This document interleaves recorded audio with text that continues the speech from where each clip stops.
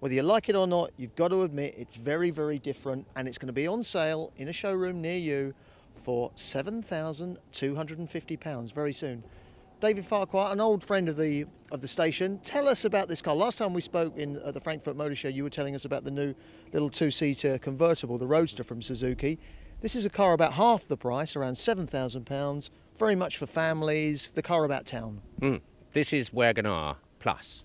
Wagon R Plus is a derivative of the original Wagon R, which was Car of the Year in Japan 3 years ago. Suzuki are famous for their four-wheel drive cars. Is this a four-wheel drive or a conventional two-wheel? This is conventional two-wheel drive, front-wheel drive, 1 litre, 16-valve engine, lots and lots of punch, lots and lots of space inside. It's very much in tune with environmental requirements of today. It's low on cost to buy. It's got a very healthy miles per gallon. It's got lots of room inside. It's got the room and space inside of most conventional saloons. The problem with these things in the past is that they've been pretty underpowered. They've had these horrible little engines which I think were really designed and built to get round Japanese legislation, but weren't particularly user-friendly for Brits. But this car doesn't have one of those horrid little 600cc engines, does it? It has a real 1 litre, I think about 64 horsepower, something like that? 64 horsepower, top speed of nearly 90 miles an hour, and quite, we think, spirited performance. 50 miles per gallon. 50 miles to the gallon. Or thereabouts. Yep. And I don't know if that's saved by the bell or disturbed by the bell, but we'll worry about that later. You can edit that bit out, Pete.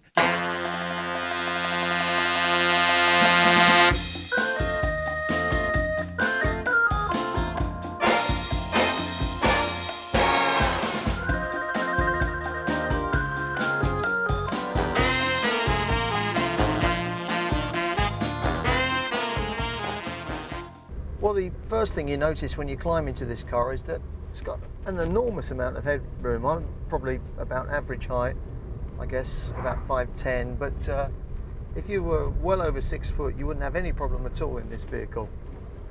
Very surprising, the height inside. The layout is pretty conventional, looks like pretty much every other Japanese car that's ever been on the market. But the main thing is that, although this car, as we've said, looks a bit like a dinky car from the outside, when you're inside, it really is true to say that there's plenty of room in here, and it feels like a mid-size car rather than a city car. You could believe you're on the inside of a, I don't know, a Nissan Almera or any other Japanese car of that ilk, a Toyota Corolla, for example. So nice big car feel on the inside. Driving-wise, well, you do have to work this gearbox quite hard to get any performance out of this 1 litre 16-valve engine. About 64-ish brake horsepower, and so it doesn't pretend to be a performance car by any means. It is very much a city car that can be used for the occasional motorway journey. This vehicle, the Suzuki Wagon R Plus, I think they need to do something with that name, it's a bit long-winded for me. The Suzuki Wagon R Plus is half the price or thereabouts of the new Rover Mini. And that I find incredible. Well, like I said, not the world's greatest car to drive, but you wouldn't expect that anyway. 1000cc city car for couples or maybe for small families, but really very much the car about town rather than the motorway car. But it does the job, and it does the maximum speed limit and a little bit more. So in that sense, not too much to complain about. But I think, you know, for a lot of people, how this car drives and how it handles and how it goes through corners is very much a secondary issue. It's the user-friendliness of the car, the size of the car, the price of the car that will appeal to the most. And there are some very nice little touches. How about that little tray under there for all your goodies? You know, if you have to leave something in your car, and I don't recommend that you do very often, but if you do want to go out and you don't want your mobile phone with you and you do want to hide it somewhere in the car, what better place than that little sort of letter rack under the chair. Now, I'm one of those people, I've got to tell you, that makes an awful lot of mess in their cars. I'm forever eating and drinking in the car, and I'm always looking for a bin or somewhere I can put all my junk. And just look at this. And there you have it. That could be a rubbish bin. You can see in my case, this is really what I consumed over the course of the weekend. We've got lolly sticks in here, cans of drink, cartons of drink, crisps, that's the sort of junk that I end up with at the end of a weekend in my car. It's really embarrassing, this. But the great thing is that you can just lift that out.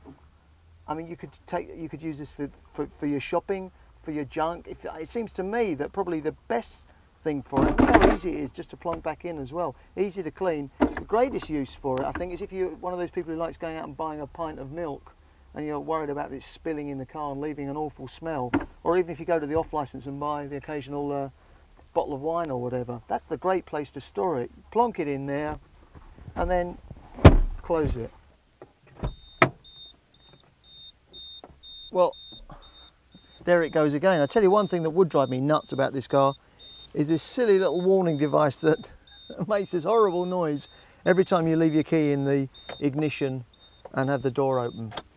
I think we can work out, honestly, that we need to take our keys with us before that warning device tells us, but everyone to their own. Well, that was the Suzuki Wagon R Plus. I'm still not too sure about that name. It's a bit long-winded, isn't it? But I am pretty sure about the car. Yes, it looks bizarre from some angles. I think it's not offensive, but we've seen some amazing reactions from people on the road today. And if you are one of those people that wants to turn heads, well, forget about your Ferrari 355 or your Porsche 911. This will turn more heads than a Porsche, I can tell you. I'm not sure if you're going to get the right sort of comments and the right sort of admiration, but if you want to be noticed, this is the car for you, believe me.